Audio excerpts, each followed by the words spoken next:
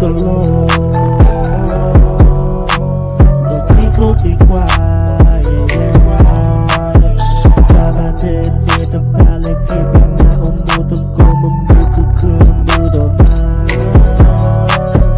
chú đi xa nhà phải cơ li phố cho cô ta lần mua ta cô đã phải yêu lo lần quên đó ta có biết ta nhớ ta o nhưng ba ta thì đi thọ bỏ lo ít e đôi chỉ là cơ hà vô nó tự lo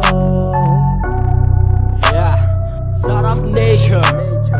đời mi một chỗ này ở tên nhà bác trai người tên hà đô cần nát ta mi lạc thằng o từ ghê nên từ mi bác thằng này quá tình trạng lo từ ba mươi à hết tên nhà và ta ba thằng đồ đồ mỏ ta bên nó đi à bỏ đi ba mà mình ta bỏ nhang ba mà mình ta lệ ha ba ta lên ta quy mi à có đi right ta đi phố ra ta talk lo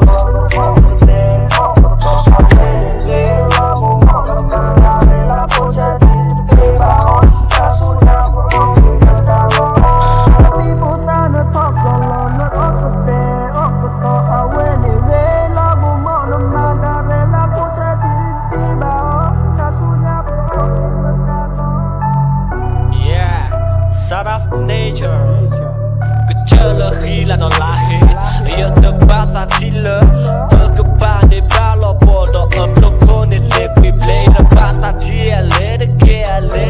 ba trai mà đã thế cho cái tao cái ít để cái nó lo chỉ có chuyện là bữa nay tôi lo thằng tiếng luôn chứ à cô nè ba tôi kể là nên cho anh ta ba thế à nên cho khô ba ông một thế của ta chịu mà tôi lo được ba thế bé thế của tôi tự cô kia kêu là ít mấy lần là ở ghê thì cô nhà rồi thì cứ nhà pra tôi cũng là chuyện để bỏ sự cái giá kệ Camila thì tôi đi qua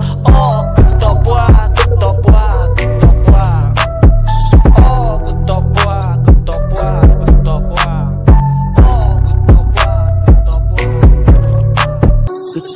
lô đôi chiếc lô đi qua ta ba trên về ta ba lên kia bên nhà ông mua tôi cô mà mua tôi cứ mua đồ mà chú đi xa nhà phải cơ li phố cho cô ta lần mua ta cô đã phải yêu lo lần quên đó ta có biết ta nhớ ta o nhưng ba ta thì đi thọ bỏ lo ít e đôi chỉ là cơ hà vô